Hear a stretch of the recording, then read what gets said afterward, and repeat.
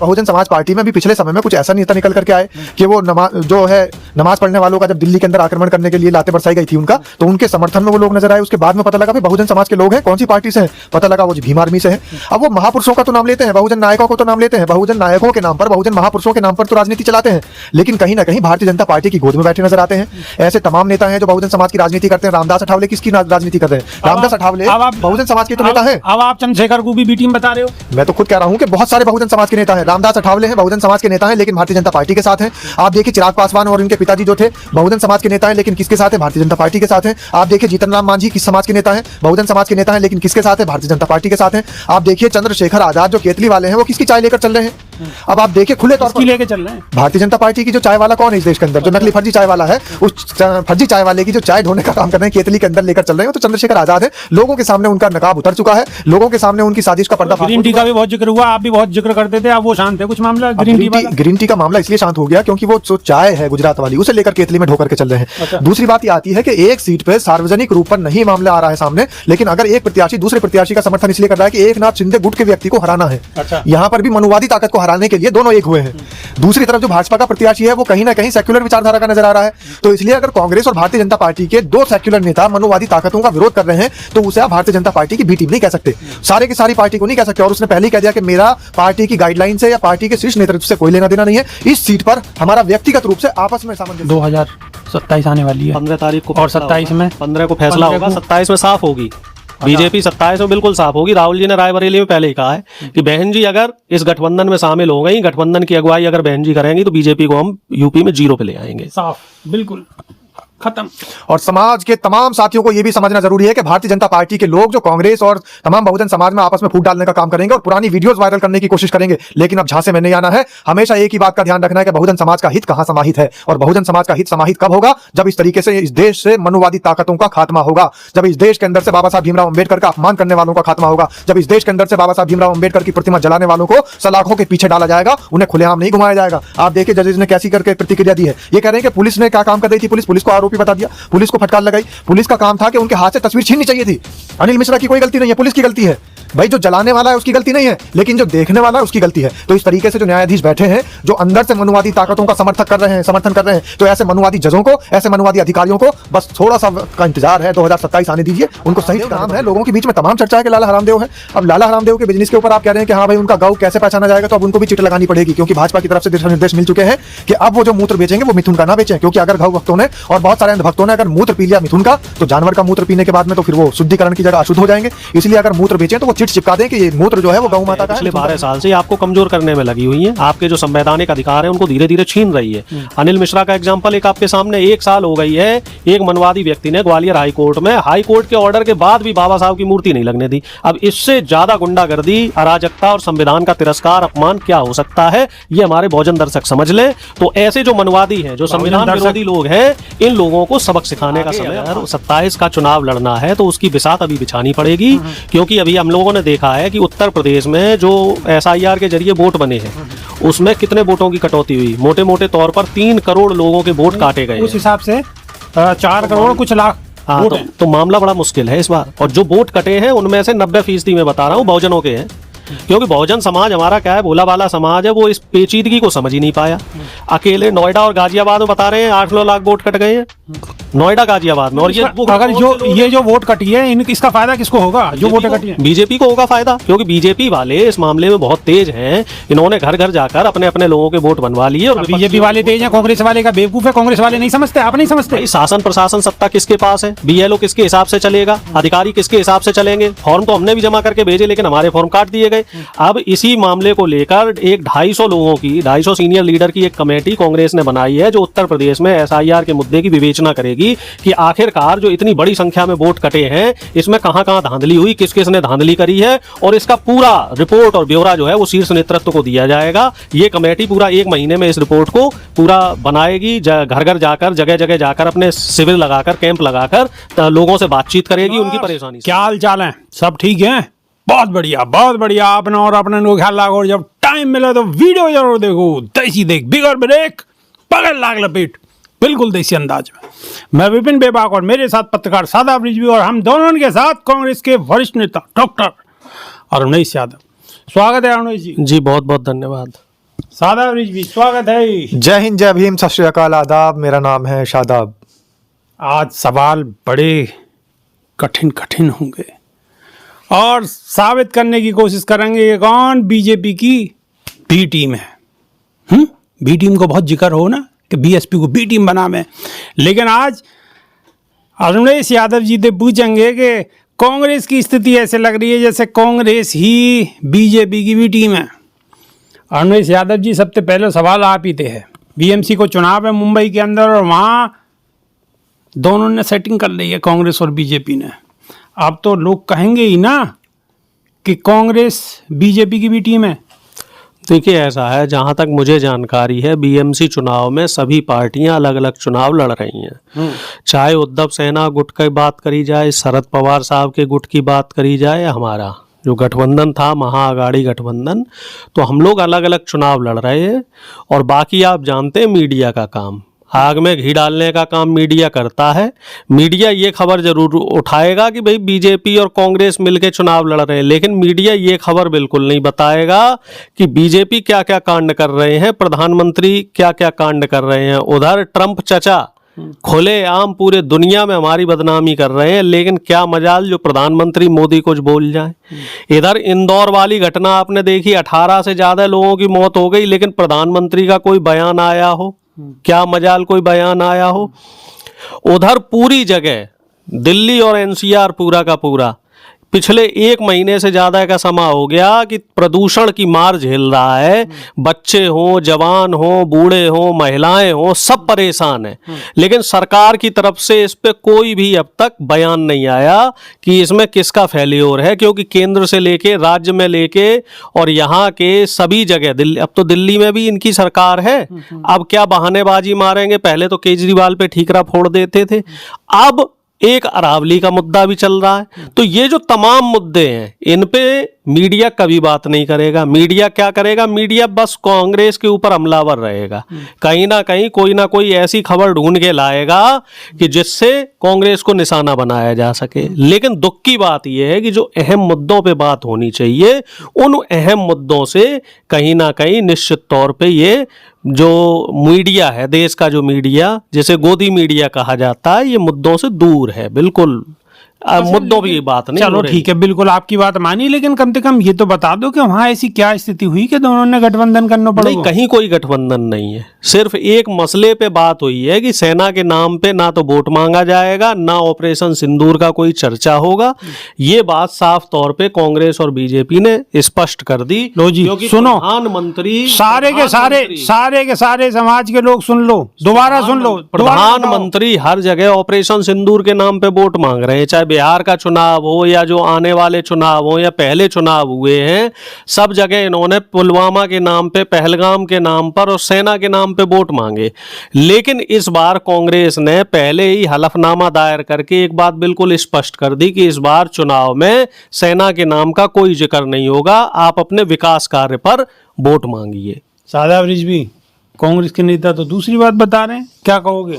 देखिए, सेना के नाम का इस्तेमाल करना प्रधानमंत्री का पुराना काम रहा है और प्रधानमंत्री हमारे देश की सेना का इस्तेमाल भारतीय जनता पार्टी को जिताने के लिए करते हैं, जबकि वो ये भूल जाते हैं सेना भाजपा की नहीं है, सेना तो पूरे देश की है।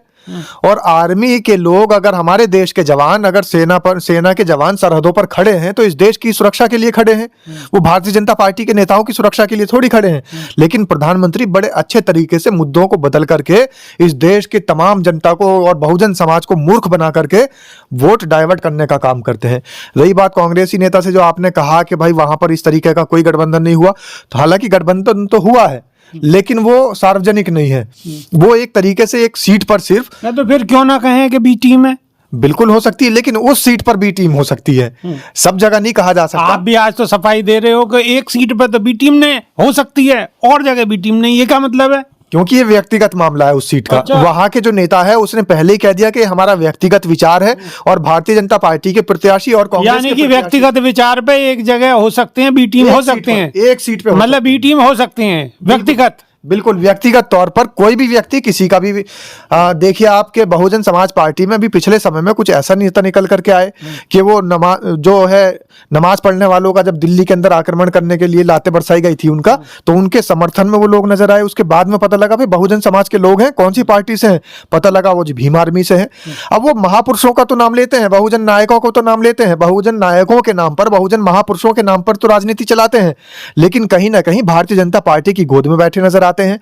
ऐसे तमाम नेता हैं जो बहुजन समाज की राजनीति करते हैं। रामदास अठावले किसकी राजनीति कर रहे हैं? रामदास अठावले बहुजन समाज के तो नेता हैं। अब आप चंद्रशेखर को भी बी टीम बता रहे हो। मैं तो खुद कह रहा हूं कि बहुत सारे बहुजन समाज के नेता हैं। रामदास अठावले हैं, बहुजन समाज के नेता हैं, लेकिन भारतीय जनता पार्टी के साथ हैं।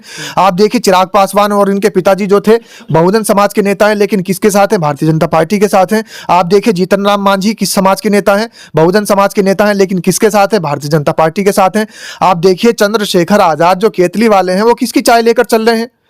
अब आप देखिए खुले तौर पर लेके चल रहे हैं भारतीय जनता पार्टी की जो चाय वाला कौन है इस देश के अंदर, जो नकली फर्जी चाय वाला है, उस फर्जी चाय वाले की जो चाय ढोने का काम कर रहे हैं केतली के अंदर लेकर चल रहे हैं, तो चंद्रशेखर आजाद है। लोगों के सामने उनका नकाब उतर चुका है, लोगों के सामने उनकी साजिश का पर्दाफाश। ग्रीन टी का भी बहुत जिक्र हुआ, आप भी बहुत जिक्र करते थे, अब वो शांत है कुछ मामला ग्रीन टी का मामला इसलिए शांत हो गया क्योंकि वो जो चाय है गुजरात वाली, उसे लेकर केतली में ढोकर के चल रहे हैं। दूसरी बात यह आती है कि एक सीट पर सार्वजनिक रूप पर नहीं मामला आ रहा है सामने, लेकिन अगर एक प्रत्याशी दूसरे प्रत्याशी का समर्थन इसलिए कर रहा है कि एकनाथ शिंदे गुट के व्यक्ति को हराना है, यहां पर भी मनुवादी ताकत को हराने के लिए दोनों एक हुए हैं।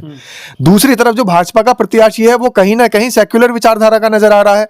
तो इसलिए अगर कांग्रेस और भारतीय जनता पार्टी के दो सेक्युलर नेता मनुवादी ताकतों का विरोध कर रहे हैं, तो उसे आप भारतीय जनता पार्टी की बी टीम नहीं कह सकते, सारे की सारी पार्टी को नहीं कह सकते। और उसने पहले ही कह दिया कि मेरा पार्टी की गाइडलाइन से या पार्टी के शीर्ष नेतृत्व से कोई लेना देना नहीं है, इस सीट पर हमारा व्यक्तिगत रूप से आपस में सामंजस्य बैठा। तो सादा ब्रिजवी, आप भी कांग्रेस के प्रवक्ता से लग रहे हो, कांग्रेस साथ में आएगी। दर्शकों बताओ, लग रहे कांग्रेस के प्रवक्ता जैसे नहीं लग रहे, बात बिल्कुल ऐसी कर रहे हैं देखो गोलमोल घुमाने की। 15 जनवरी को हो सकता है कि कांग्रेस साथ ही आ जाए 15 जनवरी के बाद, तो फिर भी तो बातें ऐसी करनी पड़ेगी। कांग्रेस के नेता से पूछूं, नेताजी 15 जनवरी को कोई खास बात है? साथ भी व्यवस्था बन सकती है। बहन जी का भी जन्मदिन है और उस दिन डिम्पल यादव जी का भी जन्मदिन है। अच्छा हाँ, और सीक्रेट एक हमारा ऑफर वो गया हुआ है। ऑफर बताओ ना, दर्शक जानना चाह रहे हैं। तो दर्शकों को हमने बता दिया है, दर्शक सारी चीजें समझ रहे हैं। दर्शकों को सब पता है कि आगे अगर 27 का चुनाव लड़ना है तो उसकी बिसात अभी बिछानी पड़ेगी, क्योंकि अभी हम लोगों ने देखा है कि उत्तर प्रदेश में जो SIR के जरिए वोट बने हैं उसमें कितने वोटों की कटौती हुई। मोटे मोटे तौर पर 3 करोड़ लोगों के वोट काटे गए। उस हिसाब से 4 करोड़ कुछ लाख। हाँ, तो मामला बड़ा मुश्किल है इस बार। और जो वोट कटे हैं उनमें से 90% मैं बता रहा हूँ बहुजनों के हैं, क्योंकि बहुजन समाज हमारा क्या है, भोला वाला समाज है, वो इस पेचीदगी को समझ ही नहीं पाया। अकेले नोएडा और गाजियाबाद में बता रहे हैं 8-9 लाख वोट कट गए हैं, नोएडा गाजियाबाद में। और ये अगर जो वोट कटी है इसका फायदा किसको होगा? जो वोटें कटी है बीजेपी को होगा फायदा, क्योंकि बीजेपी वाले इस मामले में बहुत तेज हैं। इन्होंने घर घर जाकर अपने अपने लोगों के वोट बनवा लिए। और बीजेपी वाले तेज हैं, कांग्रेस वाले का बेवकूफ है। कांग्रेस वाले नहीं समझते, आप नहीं समझते। शासन प्रशासन सत्ता किसके पास है? BLO किसके हिसाब से चलेगा? अधिकारी किसके हिसाब से चलेंगे? फॉर्म तो हमने भी जमा करके भेजे, लेकिन हमारे फॉर्म काट दिए गए। अब इसी मामले को लेकर एक 250 लोगों की, 250 सीनियर लीडर की एक कमेटी कांग्रेस ने बनाई है, जो उत्तर प्रदेश में SIR के मुद्दे की विवेचना करेगी कि आखिरकार जो इतनी बड़ी संख्या में वोट कटे हैं इसमें कहां कहां धांधली हुई, किस किस ने धांधली करी है, और इसका पूरा रिपोर्ट और ब्यौरा जो है वो शीर्ष नेतृत्व को दिया जाएगा। ये कमेटी पूरा 1 महीने में इस रिपोर्ट को पूरा बनाएगी, घर घर जाकर, जगह जगह जाकर, अपने शिविर लगाकर, कैंप लगाकर लोगों से बातचीत करेगी, उनकी परेशानी समझेगी। अब परेशानी 1 महीने में समझ में आवेगी। उसके बाद में राहुल गांधी आएंगे, एक प्रेस कॉन्फ्रेंस करेंगे और बात फिर खत्म, और फिर चुनाव, और चुनाव में फिर बीजेपी की विजय, और ये फिर आराम से विपक्ष में बोलते रहेंगे। देखिए, जिस तरीके से आप कह रहे हैं कि राहुल गांधी आएंगे, कम से कम वो संविधान दिखा तो रहे हैं। बाकी और जो नेता हैं भारतीय जनता पार्टी के, वो तो संविधान दिखाने वालों को जेल के अंदर डाल रहे हैं, वो तो संविधान के लिखने वालों की बेइज्जती करा रहे हैं, वो तो संविधान के निर्माता की अरे तस्वीरों को साहब बनवा रहे रिजवी, हैं। जब इतनी गड़बड़ है रही है पूरे उत्तर प्रदेश के अंदर, तो कि जितने भी विपक्ष वाले के सब जगह एक जगह बैठ के और सारे विरोध क्यों ना कर रहे हैं? विरोध करने कौन दे रहा है? जो लोग विरोध करते हैं उनको उठाकर जेल में ठूस दिया जाता है, जो लोग विरोध करते हैं उनके यहाँ ईडी और सीबीआई के छापे मरवा दिए जब जाते हैं। विरोध नहीं करने दे रहे तो फिर तो निर्विरोधी ने बना दो कि बन जाओ मुख्यमंत्री। बन कौन रहा है? निर्विरोधी बन रहे हैं ये आप सोच क्या रहे हैं? जो प्रधानमंत्री और मुख्यमंत्री भारतीय जनता पार्टी के बने बैठे हैं, ये कैसे बने बैठे हैं? बसपा सुप्रीमो बहन मायावती हमेशा से एक बात कहती चली आई है, एसआईआर को लेकर के भी हमारे समाज को सतर्क होना पड़ेगा, क्योंकि अगर छीनने का काम हुआ है तो समाज से हुआ है। और छीनने वाले कौन लोग हैं? छीनने वाली मनुवादी ताकतें हैं। और छीना किसका जाता है? हक अधिकार किसके लूटे जाते हैं? बहुजन समाज के लूटे जाते हैं। तो अब बहुजन समाज के जो लोग थे, जो शिक्षा से उनको विहीन कर दिया, रोजगार से उनको विहीन कर दिया, और तमाम जो मूलभूत सुविधाएं हैं उनसे उनको विहीन कर दिया। अब उनके पास में एकमात्र हथियार बचा है, वोट का हथियार। तो अब वोट के हथियार को, वोट की ताकत को भी छीनने का काम मनुवादी ताकतें कर रही हैं। इसीलिए बसपा सुप्रीमो बहन मायावती ने समाज से बार बार आग्रह किया, जितने भी महापुरुषों के, बहुजन नायकों के महापरिनिर्वाण दिवस हुए हैं, परिनिर्वाण दिवस हुए हैं, उनके जन्मदिन हुए हैं, उन पर जब भी बसपा सुप्रीमो बहन मायावती ने समाज को संबोधित करने का काम किया, आप देखिए 9 अक्टूबर में संबोधित करते हुए उन्होंने ये बात बिल्कुल नहीं भूली कि समाज को जागरूक होना पड़ेगा, समाज को आगे आना पड़ेगा। और जो ये एसआईआर का मामला आ रहा है, इससे डरने की जरूरत नहीं, सतर्कता की जरूरत है। लेकिन धांधली कई तरीके से हो रही है। बताओ सतर्कता कहाँ गई? सतर्कता जब 4 करोड़ वोट काटे गए हैं तो ये सतर्कता का नतीजा ही तो है कि 4 करोड़ कटे हैं। अगर सतर्कता ना होती तो पूरे 32 करोड़ कट सकते थे। अच्छा। कुछ भी हो सकता है। भारतीय जनता पार्टी का शासन है बेबाक जी, इसमें कुछ भी हो सकता है। जो कभी नहीं हुआ, जो काम कभी किसी शासन में नहीं हुआ, वो भाजपा शासन में हो जाता है। आप देखिए, भाजपा शासन में तो हमारे देश को नंबर 1 पर लाकर रख दिया। अब आप सोच रहे होंगे नंबर 1 तो अच्छी बात है। बता दो काहे में? कर्जदारों की जो सूची है, विश्व बैंक ने जो कर्जदारों की सूची जारी की है, तो भारत देश का नाम नंबर 1 पर आ चुका है। अब आप देखेंगे उत्तर प्रदेश भी नंबर 1 पर आ चुका है। पहले तो नंबर 1 आया था बहुजन समाज के ऊपर प्रताड़ना और उत्पीड़न करने में। अब रेप के मामले में, बलात्कार के मामले में, क्राइम के मामले में, हर चीज में नंबर 1 बीफ एक्सपोर्ट में भी बीफ एक्सपोर्ट में नंबर 1 हो चुका है। 14,000 करोड़ का बीफ बेचा है एक साल में। बिल्कुल, हर गलत काम में एक्सपर्ट हो चुका है। और देखिए, जब इस देश के अंदर नॉर्मल सरकारें चल रही थी तो कोई दिक्कत नहीं थी, लेकिन जब गौ माता के बेटों की सरकार आई तो सबसे ज्यादा बीफ एक्सपोर्ट हुआ। तो ये सारी ध्यान देने आप गौ की बात कर रहे हैं, मिथुन की बात कर रहे हैं? अब गौ माता है या मिथुन है, ये भारतीय जनता पार्टी के नेता बता सकते हैं। हमें तो सब चीजें एक जैसी नजर आती हैं, और वो एक ही जाति है, एक ही प्रजाति है। उसको आप मिथुन कह लीजिए, नाना पाटेकर कह लीजिए, धर्मेंद्र कह लीजिए, जितेंद्र कह लीजिए, वेश कह लीजिए, कन्या कह लीजिए, चाहे मेष कह लीजिए, चाहे वृक्षक कह लीजिए, लेकिन हमें तो गौ माता है तो गौ माता ही नजर आ रही है। अगर बीफ एक्सपोर्ट हो रहा है तो बीफ ही एक्सपोर्ट होता नजर आ रहा है।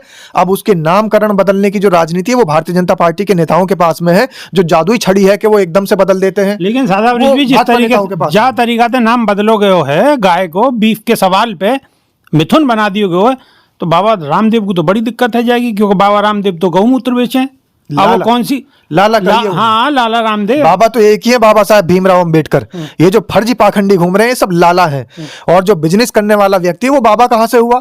लाला हरामदेव नाम है, लोगों के बीच में तमाम चर्चा है कि लाला हरामदेव है। अब लाला हरामदेव के बिजनेस के ऊपर आप कह रहे हैं कि हाँ भाई उनका गौ कैसे पहचाना जाएगा, तो अब उनको भी चिट लगानी पड़ेगी, क्योंकि भाजपा की तरफ से दिशा निर्देश मिल चुके हैं कि अब वो जो मूत्र बेचेंगे वो मिथुन का ना बेचें, क्योंकि अगर गौ भक्तों ने और बहुत सारे अंध भक्तों ने अगर मूत्र पी लिया मिथुन का, तो जानवर का मूत्र पीने के बाद में तो फिर वो शुद्धिकरण की जगह अशुद्ध हो जाएंगे। इसलिए अगर मूत्र बेचें तो वो चिट चिपका दें कि ये मूत्र जो है वो गौ माता का है, मिथुन का नहीं है।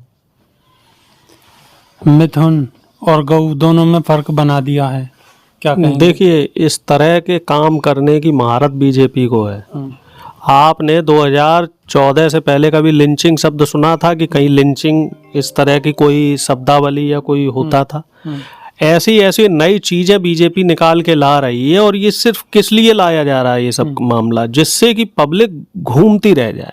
अब वो मिथुन को ढूंढती रहेगी, फिर देवानंद को लेके आएंगे, जैसे ये कह रहे नाना पाटेकर और पता नहीं क्या क्या। चलो मैं दर्शकन को बता दूं, कब बहुत सारे लोगों की समझ में ना आ रही होगी कि मिथुन और क्या मतलब है गौ। गौ और मिथुन को मतलब ये है कि जो जर्सी गाय है ना, जर्सी अमेरिकन गाय जो कहते हैं, वागू बीजेपी वाले ने बना दियो मिथुन। यानी कि वहाँ काट पीट सको, खा पी सको, कुछ भी कर सको, लेकिन गाय ना ना ना ना ना ना ना ना, गाय नहीं, गौ माता है। गाय तो गाय है, अब वो किसी भी कैटेगरी की हो, किसी भी देश की हो, हर भाई माता तो माता है। अगर गाय को आप माता मान रहे हो तो कुछ राज्यों में आपने उसके एक्सपोर्ट पे पाबंदी लगा रखी है और कुछ राज्यों में धड़ल्ले से काम हो रहा है। हाँ, गोवा में धड़ल्ले से हो रहा है, उसी के नाम पर नॉर्थ ईस्ट में हो रहा है। उसी के नाम पर आप वोट मांग रहे हो। तो इस तरह की जो दोहरी राजनीति बीजेपी कर रही है वो बहुजन समाज को समझ में आ रही है। बहुजन समझ समाज में आ रही है और बहुजन समाज की समझ में एक और बात आनी चाहिए, 2027 आने वाली है 15 तारीख को और फैसला 27 होगा। में 15 को फैसला 15 होगा, को 27 में साफ होगी बीजेपी, 27 में बिल्कुल साफ होगी। राहुल जी ने रायबरेली में पहले ही कहा है कि बहन जी अगर इस गठबंधन में शामिल हो गई, गठबंधन की अगुवाई अगर बहन जी करेंगी तो बीजेपी को हम यूपी में 0 पे ले आएंगे। साफ, बिल्कुल खत्म। और समाज के तमाम साथियों को यह भी समझना जरूरी है कि भारतीय जनता पार्टी के लोग जो कांग्रेस और तमाम बहुजन समाज में आपस में फूट डालने का काम करेंगे और पुरानी वीडियोस वायरल करने की कोशिश करेंगे, लेकिन अब झांसे में नहीं आना है। हमेशा एक ही बात का ध्यान रखना है कि बहुजन समाज का हित कहां समाहित है, और बहुजन समाज का हित समाहित कब होगा? जब इस तरीके से इस देश से मनुवादी ताकतों का खात्मा होगा, जब इस देश के अंदर से बाबा साहब भीमराव अंबेडकर का अपमान करने वालों का खात्मा होगा, जब इस देश के अंदर से बाबा साहब भीमराव अंबेडकर की प्रतिमा जलाने वालों को सलाखों के पीछे डाला जाएगा, उन्हें खुलेआम नहीं घुमाया जाएगा। आप देखिए जजेस ने कैसी करके प्रतिक्रिया दी है। ये कह रहे हैं कि पुलिस ने क्या काम कर रही थी, पुलिस को आरोपी बता दिया, पुलिस को फटकार लगाई। पुलिस का काम था कि उनके हाथ से तस्वीर छीननी चाहिए थी। अनिल मिश्रा की कोई गलती नहीं है, पुलिस की गलती है। भाई जो जलाने वाला है उसकी गलती नहीं है, लेकिन जो देखने वाला है उसकी गलती है। तो इस तरीके से जो न्यायाधीश बैठे हैं, जो अंदर से मनुवादी ताकतों का समर्थन कर रहे हैं, तो ऐसे मनुवादी जजों को, ऐसे मनुवादी अधिकारियों को बस थोड़ा सा वक्त का इंतजार है। 2027 आने दीजिए, उनको सही ठिकाने पर भेजा जाएगा। जजों को 27 में नहीं कर सकते, जजों को तो बड़ी हाईकोर्ट का मामला है, बड़ी सीट चाहिए, बड़ी सीट चाहिए, लेकिन बड़ी सीट से पहले हाईकोर्ट के जितने भी जजेस हैं जो मनुवादी समर्थक हैं, उनको भी अंजाम भुगतना होगा 2027 के बाद। लो जजों को भी अंजाम भुगतना होगा। नहीं तो जो गलत कर रहा है तो वो उसको सजा तो मिलनी चाहिए। और सजा कौन देगा? जो प्रदेश की सरकारें हैं। अभी जब सरकार बदलनी पड़ेगी, हमारे बहुजन दर्शक ये चीजों को ध्यान में रखें कि जब वोट डालने का समय आता है तो भावनाओं में ना बहें। बीजेपी जो भी भ्रमजाल फैलाती है हिंदू मुस्लिम के नाम पर, उसमें ना फंसे। अपने मौलिक अधिकारों को, हक हकूकों को ध्यान में रखें कि आपके लिए जो मनवादी ताकतें हैं पिछले 12 साल से आपको कमजोर करने में लगी हुई है, आपके जो संवैधानिक अधिकार है उनको धीरे धीरे छीन रही है। अनिल मिश्रा का एग्जाम्पल एक आपके सामने, 1 साल हो गई है, एक मनवादी व्यक्ति ने ग्वालियर हाई कोर्ट में हाई कोर्ट के ऑर्डर के बाद भी बाबा साहब की मूर्ति नहीं लगने दी। अब इससे ज्यादा गुंडागर्दी, अराजकता और संविधान का तिरस्कार, अपमान क्या हो सकता है? ये हमारे बहुजन दर्शक समझ लें। तो ऐसे जो मनवादी हैं, जो संविधान विरोधी लोग हैं, इन लोगों को सबक सिखाने का समय अब आ गया है। सबक सिखाने को समय आ चुका हो, और अगर अब नहीं तो फिर कभी नहीं। बात को समझ गए होंगे, ठीक है। कांग्रेस के नेता स्पष्ट कह चुके हैं कि 15 को कछु खास है निवारो, अभी ज्यादा नहीं बताएंगे क्योंकि बात फिर ज्यादा फैल जाएगी। तो अब वीडियो को यहीं विराम देते हैं और नई वीडियो में फिर रूबरू होंगे। जब तक के लिए देसी देख बिगर ब्रेक बगल लाग लपेट, बिल्कुल देसी अंदाज में। बहुत बहुत धन्यवाद जी, बहुत बहुत शुक्रिया जी, धन्यवाद। और तमाम समाज के साथियों से यही गुजारिश है कि जल्दी से जल्दी इस वीडियो को शेयर करते रहिए, क्योंकि जब तक आपका शेयर नहीं होगा, अनिल मिश्रा जैसे लोग ऐसी सलाखों से बाहर आते रहेंगे। जागरूकता फैलाना बहुत जरूरी है, शेयर करना बहुत जरूरी है, दूसरों के मोबाइल तक वीडियो को इसलिए पहुंचाना जरूरी है कि आज कांग्रेस के नेता यहां आकर के बहुजन समाज के हित की बातें कर रहे हैं। तो समझ लीजिए, आपको भी इस हित के अंदर, इस मुहिम के अंदर हिस्सा बनना पड़ेगा और वीडियो को शेयर करना पड़ेगा। तो और वीडियो को ठोकना पड़ेगा, वीडियो को ठोकते रहो, ठोकते रहो, ठोकते रहो, दूसरे के फोनों तक पहुंचा दो। नई वीडियो में फिर रूबरू होंगे। बहुत बहुत शुक्रिया, धन्यवाद। जय भीम, जय संविधान।